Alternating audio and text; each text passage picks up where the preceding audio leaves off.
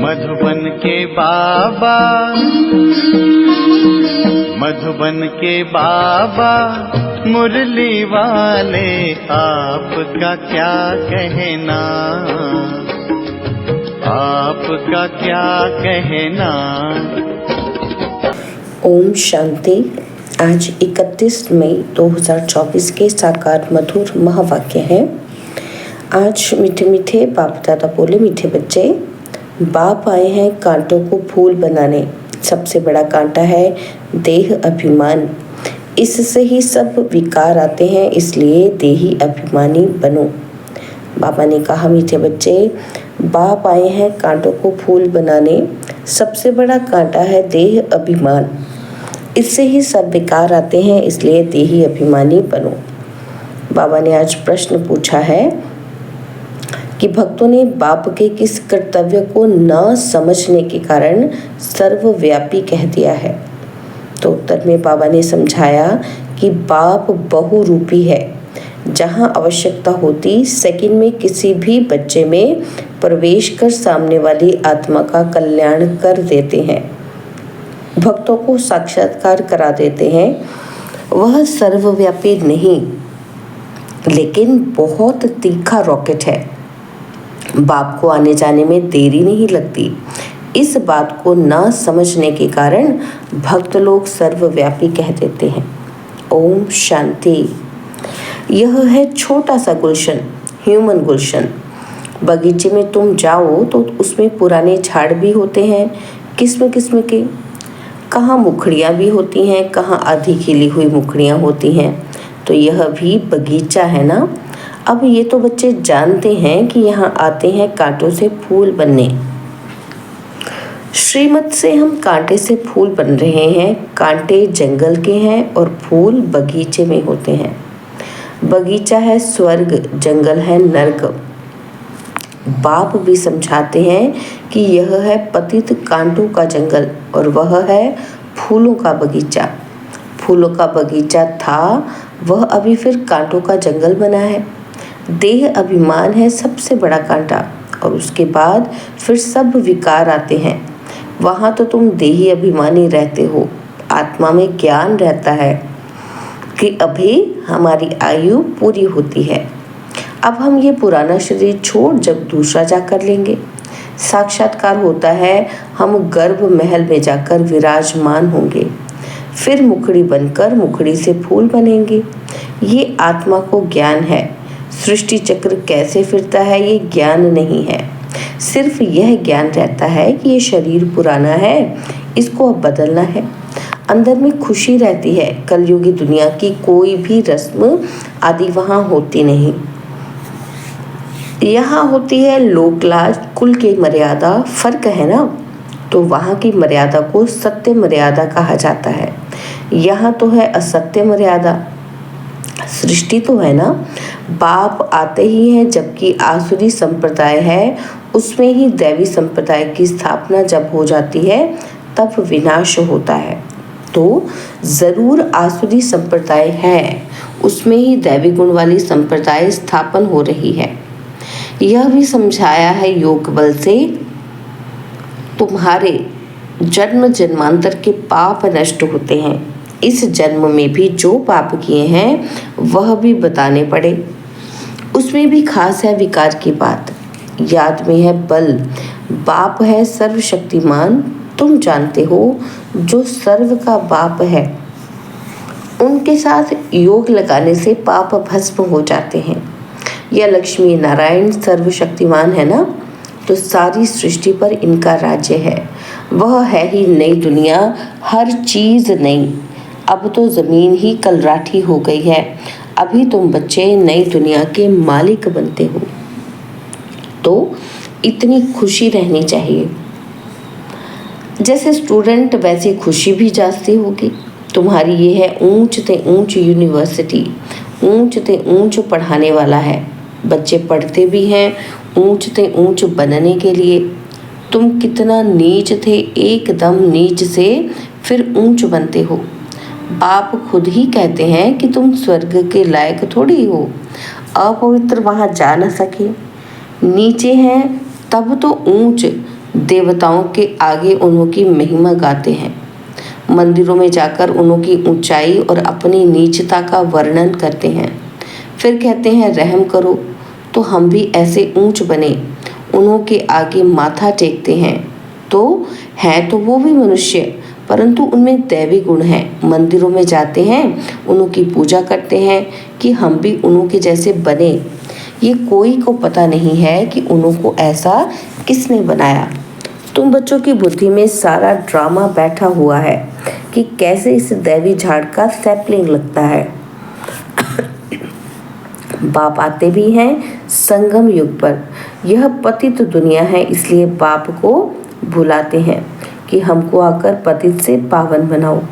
अभी तुम पावन होने के लिए पुरुषार्थ करते हो, बाकी सब हिसाब किताब चुकतू कर चले जाएंगे शांति धाम। मन मना भव का मंत्र है मुख्य, जो तुमको बाप देते हैं। गुरु लोग तो ढेर के ढेर हैं, कितने मंत्र देते हैं। बाप का है ही एक मंत्र। बाप ने भारत में आकर मंत्र दिया था जिससे तुम देवी देवता बने थे। भगवानुवाच है ना। वो लोग भर श्लोक आदि कहते हैं, परंतु अर्थ कुछ भी नहीं समझते। तुम अर्थ समझा सकते हो। कुंभ के मेले में जाते हैं, वहां भी तुम सबको समझा सकते हो कि ये है पतित दुनिया, नर्क। सत्युग पावन दुनिया थी जिसको ही स्वर्ग कहा जाता है। पतित दुनिया में कोई पावन हो न सके। मनुष्य गंगा स्नान कर पावन होने के लिए जाते हैं, क्योंकि समझते हैं शरीर को ही पावन बनाना है। आत्मा तो सदैव पावन है ही। आत्मा सो परमात्मा कह देते हैं। तुम लिख भी सकते हो कि आत्मा पवित्र होगी ज्ञान स्नान से, ना कि पानी के स्नान से। पानी का स्नान तो रोज करते रहते हैं। जो भी नदियां हैं उनमें रोज स्नान करते रहते हैं। पानी भी वही पीते हैं। अब पानी से ही सब कुछ किया जाता है। बातें कितनी सहज है, परंतु किसी की भी बुद्धि में आती नहीं है। ज्ञान से ही सद्गति होती है सेकंड में। और फिर कहते हैं ज्ञान इतना अथाह है जो सारा समुद्र स्याही बनाओ, जंगल को कलम बनाओ, धरती को कागज बनाओ, तो भी अंत नहीं हो सकता। बाप भिन्न भिन्न पॉइंट्स तो रोज समझाते रहते हैं। बाप कहते हैं आज तुमको बहुत गुहे बातें सुनाता हूँ। बच्चे कहते हैं पहले क्यों नहीं सुनाया? अरे पहले कैसे सुनाएंगे? कहानी शुरू से लेकर नंबरवार सुनाएंगे ना। पिछाड़ी का पार्ट पहले कैसे सुना सकेंगे? यह भी बाप सुनाते रहते हैं। यह सृष्टि चक्र के आदि मध्य अंत का राज तुम जानते हो। तुमसे कोई भी पूछे तो तुम झट रिस्पॉन्स कर सकते हो। तुम्हारे में भी नंबरवार हैं जिनकी बुद्धि में बैठा हुआ है। तुम्हारे पास आते हैं, पूरा रिस्पॉन्स नहीं मिलता है तो बाहर जाकर कहते हैं कि यहाँ तो पूरी समझानी नहीं मिलती है, फालतू चित्र रखे हैं। इसलिए उन्हें समझाने वाले बड़े अच्छे चाहिए, नहीं तो वह भी पूरा समझते नहीं हैं। समझाने वाले भी पूरा नहीं तो जैसे को तैसा मिला।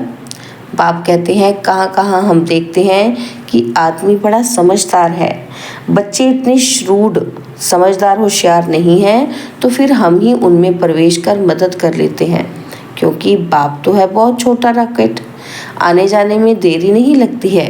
उन्होंने फिर बहुरूपी व सर्वव्यापी की बात उठा ली है। ये तो बाप तुम बच्चों को बैठ समझाते हैं। कोई कोई आदमी अच्छे होते हैं तो उनको समझाने वाले भी ऐसे चाहिए। आजकल तो कुछ छोटेपन से भी शास्त्र कंठ कर लेते हैं क्योंकि आत्मा संस्कार ले जाती है। कहाँ भी जन्म ले फिर वहाँ वेद शास्त्र आदि पढ़ने लग पड़ेंगे। अंतमति सो गति होती है ना, तो आत्मा संस्कार ले जाती है ना। तो अभी तुम बच्चे समझते हो, आखिर वह दिन आया आज जो स्वर्ग के द्वार सच सच खुलते हैं। नई दुनिया की स्थापना, पुरानी दुनिया का विनाश होना है। मनुष्य तो यह भी पता नहीं कि स्वर्ग नई दुनिया में होता है। तुम बच्चे ही जानते हो कि हम सच्ची सच्ची सत्यनारायण की कथा व अमरनाथ की कथा सुन रहे हैं। है एक ही कथा, सुनाई भी एक ने है, फिर उसके शास्त्र बनाए हैं। दृष्टांत सब तुम्हारे हैं जो फिर भक्ति मार्ग में उठा लिए हैं। तो संगम पर ही बाप आकर सब बातें समझाते हैं। यह बड़ा भारी बेहद का खेल है। इसमें पहले है सतयुग त्रेता राम राज्य और फिर होता है रावण राज्य। ये ड्रामा बना हुआ है, इनको अनादि अविनाशी कहा जाता है। हम सब आत्माएं हैं। यह ज्ञान कोई को है नहीं जो तुमको बाप ने ज्ञान दिया है। जो भी आत्माएं हैं उनका पाठ ड्रामा में नोंधा हुआ है। जिस समय जिसको जो पाठ होगा उसी समय आएंगे, वृद्धि को पाते रहेंगे। बच्चों के लिए मुख्य बात है पतित से पावन बनना। बुलाते भी हैं कि हे पतित पावन आओ, बच्चे ही बुलाते हैं। बाप भी कहते हैं कि हमारे बच्चे काम चिता पर बैठ भस्म हो गए हैं। यह है यथार्थ बातें। आत्मा जो अकाल है उनका यह तख्त है, लोन लिया हुआ है। ब्रह्मा के लिए भी तुमसे पूछते हैं कि ये कौन है, बोलो देखो लिखा हुआ है भगवानुवाच कि मैं साधारण तन में आता हूँ। वह सजा हुआ श्री कृष्ण ही 84 जन्म ले साधारण बनता है। साधारण ही फिर वह श्री कृष्ण बनता है।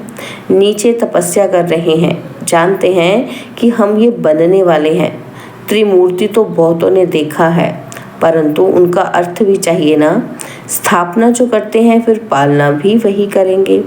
स्थापना के समय का नाम रूप देश काल अलग और पालना का नाम रूप देश काल अलग है। यह बातें समझाने में तो बड़ी सहज हैं। यह नीचे तपस्या कर रहे हैं, फिर ये बनने वाले हैं। यही 84 जन्म ले बनते हैं। कितना सहज ज्ञान है सेकंड का। बुद्धि में ये ज्ञान है कि हम ये देवता बनते हैं। 84 जन्म भी इन देवताओं को ही लेने हैं। और कोई लेते हैं क्या? नहीं। 84 का राज भी बच्चों को समझा दिया है। देवताएं ही हैं जो पहले पहले आते हैं।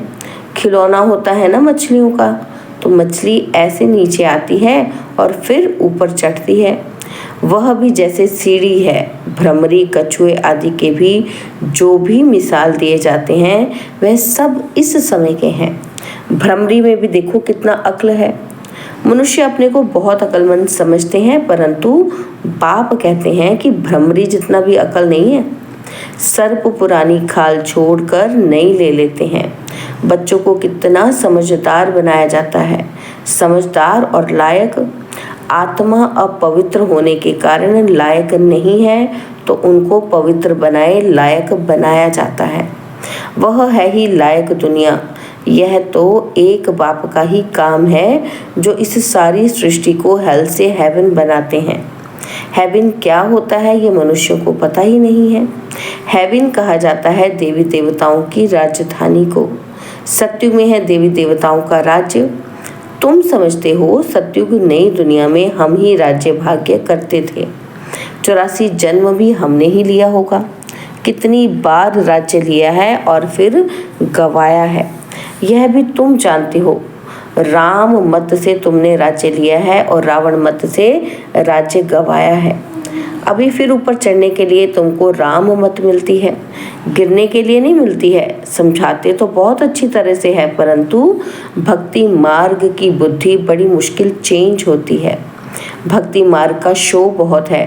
वह है दुबन माना दलदल, एकदम गले तक उसमें डूब पड़ते हैं। जब सभी का अंत होता है तब मैं आता हूँ, सभी को ज्ञान से पार ले जाता हूँ और मैं आकर इन बच्चों द्वारा कार्य कराता हूँ। बाबा के साथ सर्विस करने वाले तुम ब्राह्मण ही हो, जिनको खुदाई खिदमतगार कहा जाता है। ये सबसे अच्छे से अच्छी खिदमत है। बच्चों को श्रीमत मिलती है, ऐसे ऐसे करो, फिर उनसे छांट कर निकलेंगे। यह भी नई बात नहीं है। कल्प पहले भी जितने देवी देवता निकले थे वही निकलेंगे। ड्रामा में नूंद है, तुमको सिर्फ पैगाम पहुंचाना है बहुत सहज। तुम जानते हो भगवान आते ही हैं कल्प के संगम पर, जबकि भक्ति फुल फोर्स में है। बाप आकर सबको ले जाते हैं। तुम पर अभी बृहस्पति की दशा है, सब स्वर्ग में जाते हैं, फिर पढ़ाई में नंबरवार होते हैं। कोई पर मंगल की दशा, कोई पर राहु की दशा बैठती है। अच्छा, मीठे मीठे सिकिलदे बच्चों प्रति माता पिता बाप दादा का याद, प्यार और गुड मॉर्निंग। रूहानी बाप की रूहानी बच्चों को नमस्ते। हम रूहानी बच्चों की रूहानी बाप दादाजी को दिलवा जान सिकवा प्रेम से नमस्ते। ओम शांति। प्यारे बाबा, मीठे बाबा, मेरे बाबा, शुक्रिया बाबा, शुक्रिया बाबा, शुक्रिया। धारणा के लिए मुख्य सार है। पहला पॉइंट है, लायक और समझदार बनने के लिए पवित्र बनना है। सारी दुनिया को हेल से हेवन बनाने के लिए बाप के साथ सर्विस करनी है। खुदाई खिदमतगार बनना है। कलयुगी दुनिया की रस्म रिवाज, लोक लाज, कुल की मर्यादा छोड़ सत्य मर्यादाओं का पालन करना है। दैवी गुण संपन्न बन दैवी संप्रदाय की स्थापना करनी है। बाबा ने आज वरदान दिया, अपवित्रता का अंश, आलस्य और अलबेलेपन का त्याग करने वाले संपूर्ण निर्विकारी भव। अपवित्रता का अंश, आलस्य और अलबेलेपन का त्याग करने वाले संपूर्ण निर्विकारी भव। दिनचर्या के कोई भी कर्म में नीचे ऊपर होना, आलस्य में आना या अलबेला होना, ये विकार का अंश है जिसका प्रभाव पूजनीय बनने पर पड़ता है। यदि आप अमृत वेले स्वयं को जागृत स्थिति में अनुभव नहीं करते, मजबूरी से व सुस्ती से बैठते हो, तो पुजारी भी मजबूरी व सुस्ती से पूजा करेंगे। तो आलस्य व अलबेलेपन का भी त्याग कर दो, तब संपूर्ण निर्विकारी बन सकेंगे। स्लोगन है, सेवा भले करो लेकिन व्यर्थ खर्च नहीं करो। सेवा भले करो लेकिन व्यर्थ खर्च नहीं करो। ओम शांति। और अब यह एक बहुत अच्छी वीडियो भी जरूर देखें।